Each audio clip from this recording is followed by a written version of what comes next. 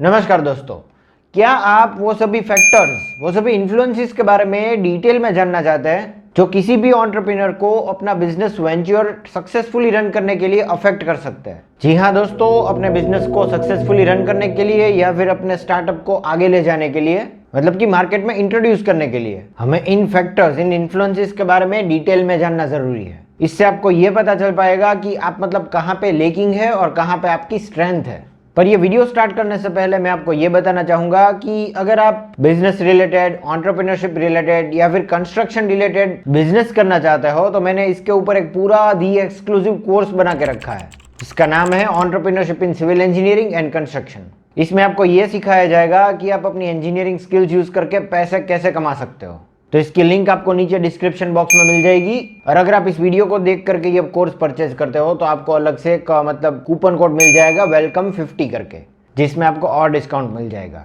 तो इन फैक्टर्स की बात करें तो ये बेसिकली दो टाइप्स में डिवाइडेड है, एक तो इंटरनल फैक्टर्स और एक्सटर्नल फैक्टर्स। और इन दोनों का बेसिक इंट्रोडक्शन दे दूं तो internal factors are the factors which are dependent on the person और a team that organises the business. जो भी ये बिजनेस कर रहा है, जिसका ये स्टार्टअप आइडिया है, उसके ऊपर जो भी फैक्टर्स अफेक्ट करते हैं इन्हें इंटरनल फैक्टर्स कहते हैं, जो उनके हाथ में है, जो वो चेंज कर सकता है। वो क्या क्या फैक्टर्स है वो हम आगे देखेंगे। फिलहाल ये समझ लो कि इंटरनल फैक्टर्स जो है वो मतलब जो भी बिजनेस चला रहा है उनके हाथ में है, और एक्सटर्नल फैक्टर्स जो है वो मतलब ऐसे फैक्टर्स है जो वो चेंज नहीं कर सकता, उन पर डिपेंडेंट नहीं है। तो चलिए वन बाय वन बात करते हैं ये सभी इंटरनल फैक्टर्स के बारे में जो एक एंटरप्रेन्योर पे डिपेंडेंट है, जो ये बिजनेस चला रहा है उनके ऊपर, दैट पर्सन या फिर उनकी टीम के ऊपर डिपेंड है। तो यहाँ पे नंबर 1 पे है desire to do something new.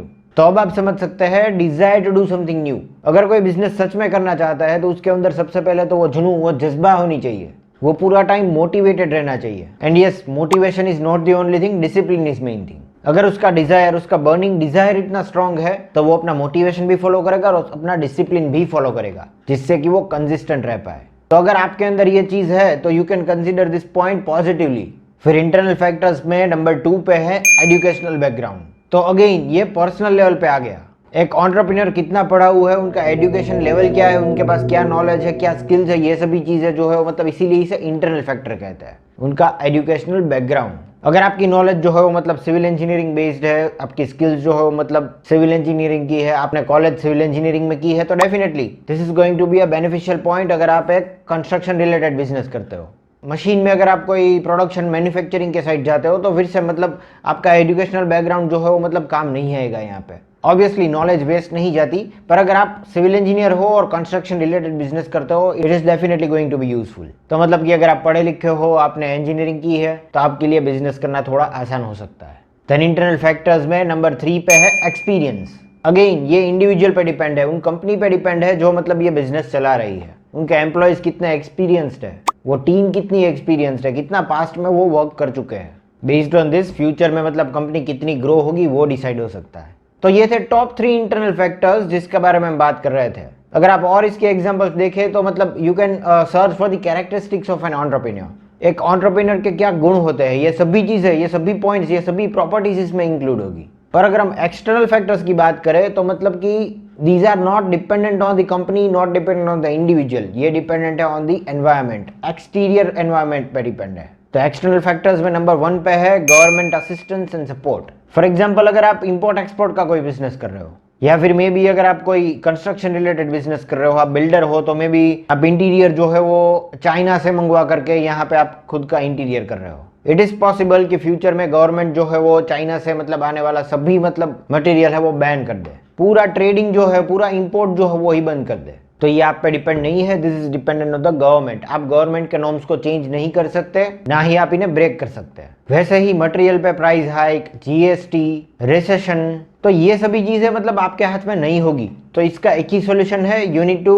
Absorb the uncertainty. अगर 500,000 के नोट बंद हो जाते हैं तो you need to take out any alternate way, आपको कोई और रास्ता निकालना होगा। क्योंकि देखिए ये सभी वो फैक्टर्स है जिसकी वजह से 95% तक के स्टार्टअप्स फेल होते हैं। वो ये सभी इंटरनल और एक्सटर्नल फैक्टर्स को क्लियर नहीं कर पाते, बीच में ही कहीं फिल्टर हो जाते हैं। तो अगर आप ये अनसर्टेनिटी को एब्जॉर्ब कर लेते हैं तो ये आपको डेफिनेटली बेनिफिशियल होगा, दूसरों से एटलीस्ट एक कदम आगे रहोगे आप। फिर एक्सटर्नल फैक्टर्स में नंबर 2 पे है availability of labours and raw material.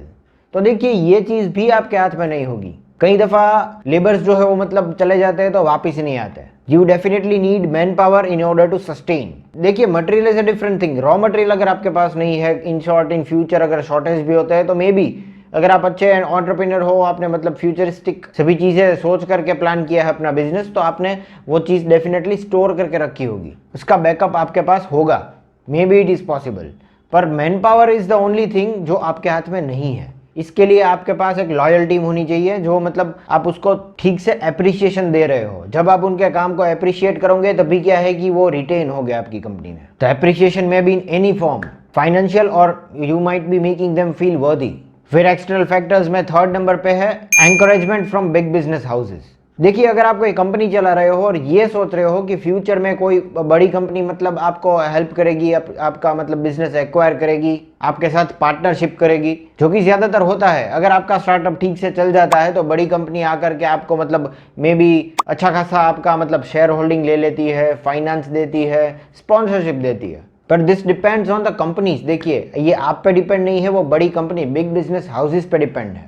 जब आप अपनी कंपनी का स्वॉट एनालिसिस कंडक्ट करोगे तब आपको यह पता चल जाएगा कि इज देयर एनी पॉसिबिलिटी कि कोई बड़ी मतलब कंपनी आकर के इसको एक्वायर करे, आपको इसमें बिजनेस में मतलब पार्टनरशिप दे। क्योंकि देखिए एल&टी कंपनी के साथ क्या हुआ था, रिलायंस और आदित्य बिरला ग्रुप मतलब इन जैसी कंपनियों ने 51% तक के शेयर्स इस कंपनी के एक्वायर करने की ट्राई की थी, पर एल&टी कंपनी इंडिविजुअल ही वर्क करना चाहती थी। तो इन्होंने क्या किया कि खुद ही ये 51% शेयर खरीद लिए ताकि कोई बाहर से आकर के कोई खरीद ना ले, अपनी टीम को ही ये शेयर्स बेच दिए। तो this depends on the companies, not on you. तो दोस्तों आज के लिए सिर्फ इतना ही। उम्मीद करता हूँ आपको मेरा ये वीडियो इन्फॉर्मेटिव लगा। अगर आप इस तरह के बिजनेस रिलेटेड वीडियोस देखना चाहते हैं तो मैंने अलग से इसके लिए दी एक्सक्लूसिव कोर्स बना के रखा है जिसका नाम है entrepreneurship in civil engineering and construction. इस कोर्स की लिंक मैंने नीचे डिस्क्रिप्शन बॉक्स में ऐड कर दी है, वहां जाकर के आप इसे बाय कर सकते हो। और इसमें एक अगर आप इस वीडियो थ्रू इसे परचेज करते हो तो इसमें आपको वेलकम 50 करके कूपन कोड आ जाएगा, तो वो अप्लाई करके आपको और 50 रुपीज ऑफ मिल जाएंगे। तो this is all for today, thank you for watching.